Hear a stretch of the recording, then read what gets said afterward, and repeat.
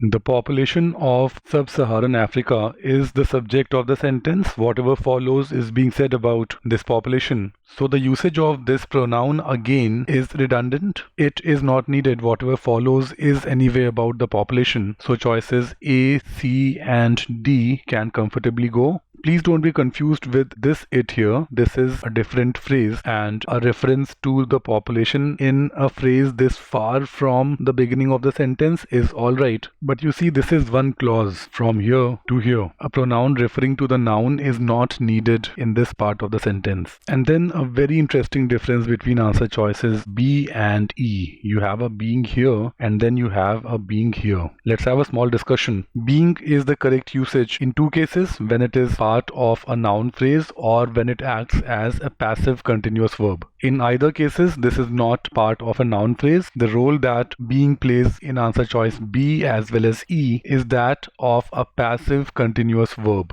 So where do you think the usage of passive continuous verb is justified? Here or here? It's all about the meaning now. The usage is justified in this case, that the population is being increasingly recognized by these organizations and specialized agencies, recognized as something. That the population is the most vulnerable is a simple fact. The usage of simple present tense would be correct here, and that it is being increasingly recognized as something by certain organizations and agencies is something that requires a passive continuous verb. A very interesting question. There's a lot to be learned from this one. This gives a nuanced view into the usage of being.